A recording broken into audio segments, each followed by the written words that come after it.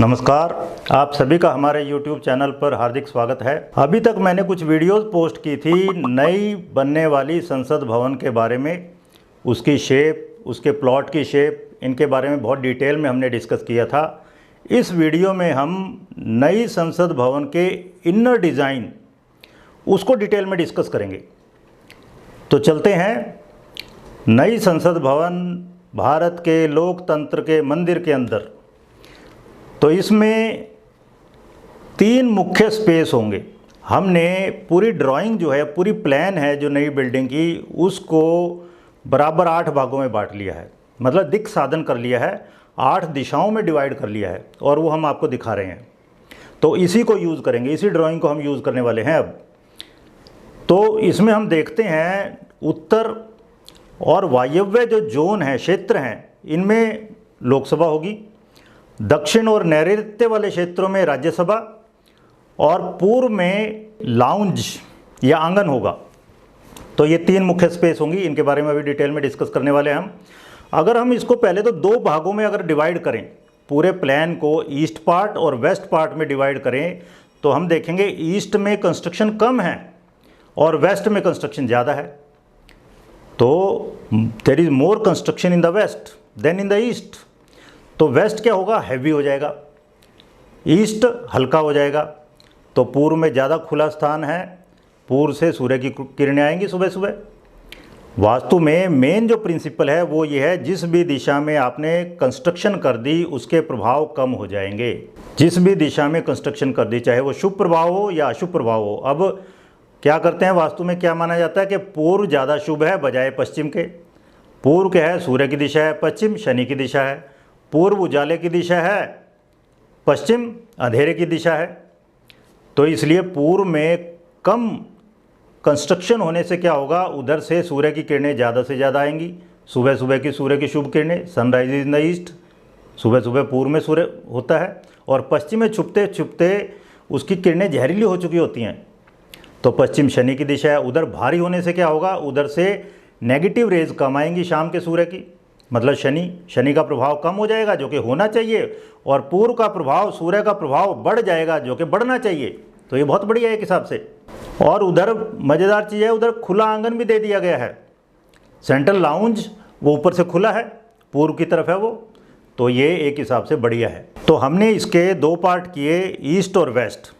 पूर्व सत्ता की दिशा है, पूर्व सूर्य की दिशा है ना, तो सूर्य किस किस का प्रतीक है? सत्ता, पावर, पोजीशन, उच्च स्थिति, नेतृत्व, यश, सम्मान, गरिमा, इन सब का कारक है सूरज।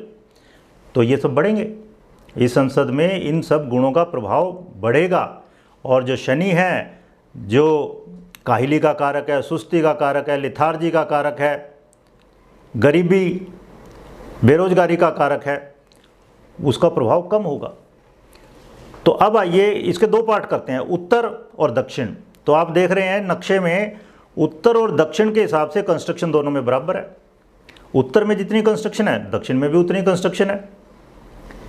उत्तर दिशा बुध की दिशा है, कम्युनिकेशन, बातचीत, और दक्षिण दिशा है मंगल की, पुरुषार्थ। उत्तर दिशा ठंडी दिशा है, चंद्रमा का प्रभाव है वहाँ पर। दक्षिण दिशा क्या है? सूर्य चमकता है जोरों से 12 महीने, 365 दिन दक्षिण में। सूर्य पूर्व में उदय हुआ, दक्षिण से उत्तर वो पश्चिम में छुपता है। तो दक्षिण दिशा सूर्य की दिशा है चमकने की। अब देखो, दशम भाव कर्म का स्थान है ज्योतिष में, कुंडली में। तो उत्तर दिशा ठंडी, दक्षिण गर्म। उत्तर चंद्रमा से गवर्न, दक्षिण सूर्य से। भाई गर्मी में हमें उत्तर दिशा शुभ है और सर्दियों में दक्षिण दिशा शुभ है, दोनों चाहिए हमें। तो दोनों का बढ़िया प्रभाव रहेगा थ्रू आउट द ईयर। तो यहाँ पर एक और चीज़ है, जनरली पॉलिटिक्स में दक्षिण पंथ और वाम पंथ 2 माने जाते हैं, 2 धड़े माने जाते हैं। तो आप समझदार हो, उसका भी बैलेंस रहेगा यहाँ पर। अब इसमें 3 मुख्य स्थान हैं जो मैंने मोटा मोटी अभी बताए थे लोकसभा राज्यसभा के बारे में, उसमें डिटेल में डिस्कस करते हैं अब।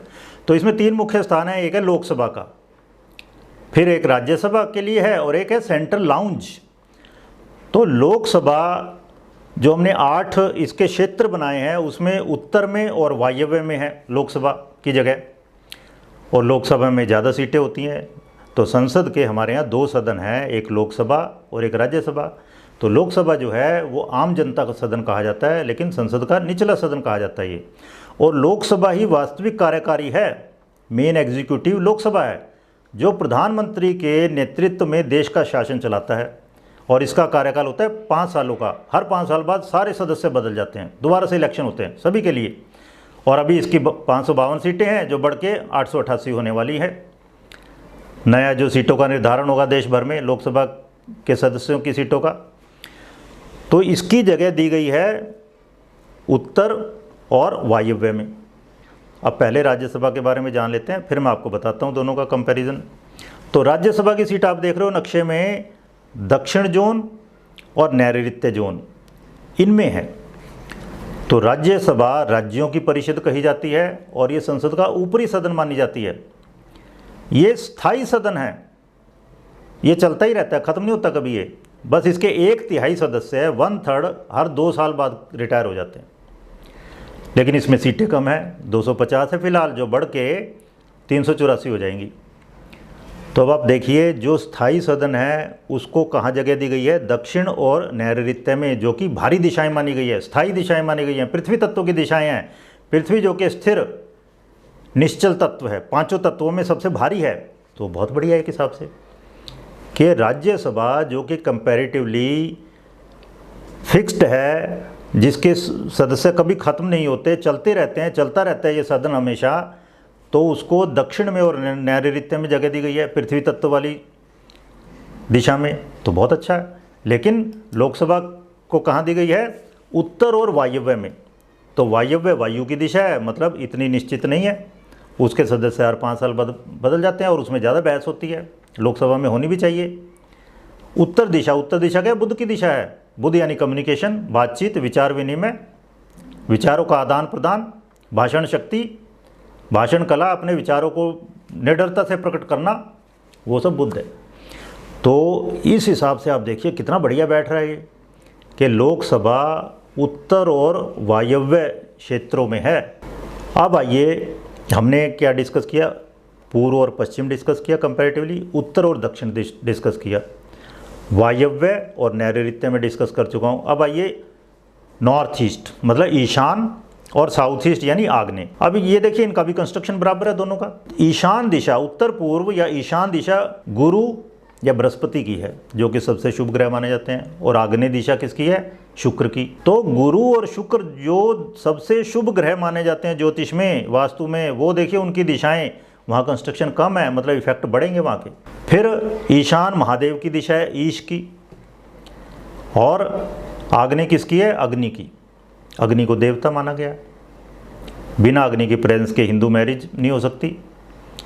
तो दोनों ही शुभ हैं, बिना अग्नि के कुछ भी नहीं हो सकता, देख ही नहीं सकते हम, काम नहीं कर सकते। ईशान दिशा जल की है और आग्नेय दिशा अग्नि यानी प्रकाश की है। तो बहुत शुभ दिशाएं हैं भाई, दोनों इतनी शुभ दिशाएं हैं और इनमें कंस्ट्रक्शन कम है, तो इफेक्ट इनके बढ़ेंगे। इन सब देवताओं के, इन सब ग्रहों के, इन सब पंच महाभूतों के इफेक्ट बढ़ेंगे देश में। और अगर कैंटीन भी साउथ ईस्ट में हो, कैंटीन बननी है वहाँ पे एक अच्छी सी, तो अगर वो भी आग्नेय में हो तो और भी बढ़िया होगा, क्योंकि आग्नेयाम पाक सदनम, आग्नेय दिशा में कुकिंग की जगह होनी चाहिए। तो कैंटीन अगर आग्नेय यानी साउथ ईस्ट में होगी तो बहुत बढ़िया। अब आइए इनकी आकारों की बात करते हैं। आप देखोगे ड्राइंग में जो प्लान है उसमें देखेंगे आप, लोकसभा और राज्यसभा अर्धगोलाकार हैं, सेमी सर्कुलर शेप है। तो इनके बारे में मैं बहुत डिटेल में पहले बता चुका हूँ कि पब्लिक बिल्डिंग में मैमतम और दूसरे ग्रंथों में, सम्रांगण सूत्रधार वगैरह से मैंने उदाहरण दिए थे कि इनमें semi circular shape public building के लिए बढ़िया मानी गई है, कोई प्रॉब्लम नहीं है। ज़्यादातर आप देखो स्टेडियम है, रंगमंच हैं, इसमें इस तरह से होती है सेमी सर्कुलर। तो अर्धगोलाकार शेप की ये दोनों, कोई दिक्कत नहीं है। अर्धगोलाकार आकार में बहुत सारे मंदिर मिलते हैं, देवी देवता उसमें गोलाकार जो भाग है उसमें विराजमान होते हैं। एक ऐसा टेम्पल मिलता है ए हॉल में, दुर्गा टेम्पल, तो वो अर्धगोलाकार लंबाकार में निर्मित है, इस तरह गोलाई में फिर लंबा आकार में। तो ये ऑब्लॉन्ग एप्सिडल शेप कहते हैं इसको। लेकिन अब प्रजातंत्र में जो जनप्रतिनिधि है वही देवता हैं, उनके आगे जो सभापति बैठे होंगे वो तो जस्ट फैसिलिटेट करते हैं सभी को बोलने के लिए। तो आप देखो गोलाकार भाग में जनप्रतिनिधि बैठेंगे और ये अर्ध गोलाकार आकार है, ये त्रिकोणों से ही निर्मित है। इसमें सारी सिटिंग अरेंजमेंट आप देखना वो त्रिकोण बनाती हैं, सारा सिटिंग अरेंजमेंट हम ये आपको दिखा रहे हैं। वो तो मौजूदा जो गोलाकार ढांचा है, मतलब वर्तमान जो गोलाकार बिल्डिंग है अंग्रेज़ों की बनाई हुई, उसमें बहुत रिनाउंड जो केंद्रीय हॉल है वो नई इमारत में नहीं होगा, लेकिन सांसदों के लिए एक सेंट्रल लाउंज, एक ऊपर से खुला केंद्रीय आंगन डिज़ाइन किया गया है जो पूर्व में होगा। तो पूर्व खुल गया, तो वो केंद्रीय आंगन, वो सेंट्रल लाउंज डिज़ाइन किया गया ताकि दोनों सदनों के सदस्य इस खुले ब्रह्म स्थान वाली जगह पे खुली हवादार जगह में बैठ के बातचीत कर सकें, गर्मा गर्म चाय की चुस्कियों के साथ, क्योंकि इसके साथ सटा एक कैफ़े भी होगा। तो नई इमारत में भारत की लोकतांत्रिक विरासत को प्रदर्शित करने के लिए एक भव्य संविधान हॉल होगा, बिल्कुल बीच में पुस्तकालय होगा, कई समिति कक्ष होंगे, खान पान आदि की जगह होगी। इसके आकारों के बारे में थोड़ा मैं और बात करता हूँ।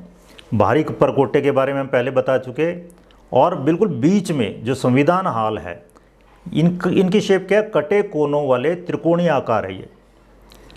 तो बाहरी परकोटा और बीच में संविधान हॉल, इवन लाइब्रेरी और सेंट्रल लाउंज या आंगन, ये सब षटकोणीय हैं, हेक्सागोनल शेप के हैं ये सभी। जो कॉन्स्टिट्यूशनल गैलरी है, लोक दीर्घा या पब्लिक गैलरी है, ये सब आयताकार हैं।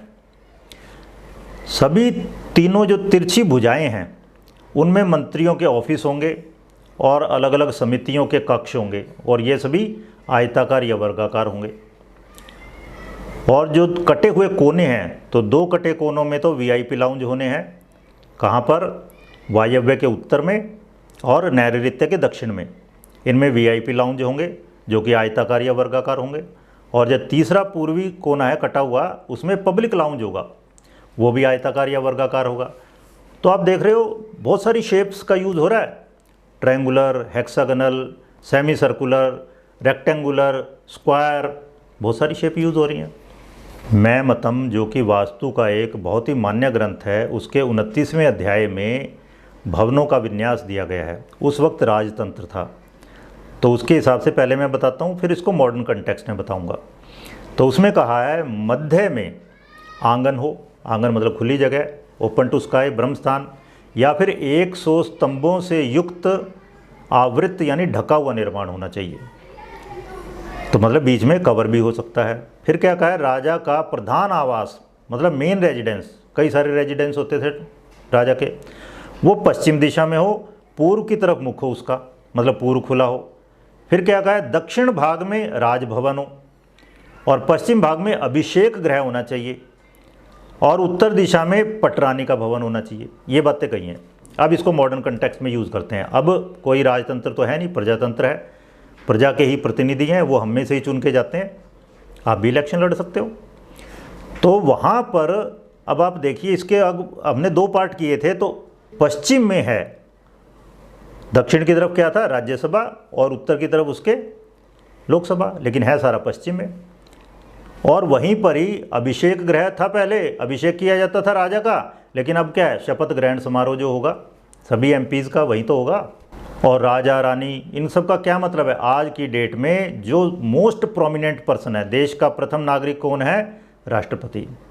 द्वितीय नागरिक कौन है, उपराष्ट्रपति। उपराष्ट्रपति अब आपको पता है राज्यसभा के सभापति भी होते हैं। तीसरा कौन है सबसे मुख्य, वो है प्रधानमंत्री।